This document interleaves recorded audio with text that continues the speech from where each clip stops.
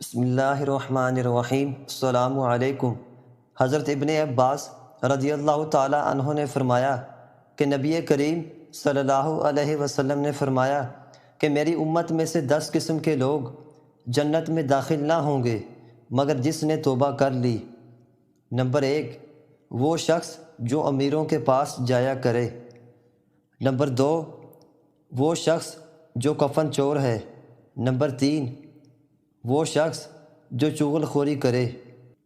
Number 4، جو گھر میں زنا کے لیے لونڈیاں جمع کرے۔ نمبر 5، جو شخص اپنی بیوی پر غیرت نہ کرے۔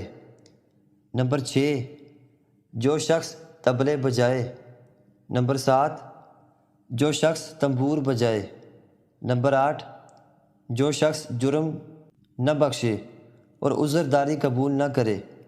نمبر 9، وہ شخص جو شاہراہ عام پر بیٹھتا ہے اور لوگوں کی غیبت کرتا ہے۔ نمبر 10، وہ شخص جو ماں باپ کا نافرمان ہے۔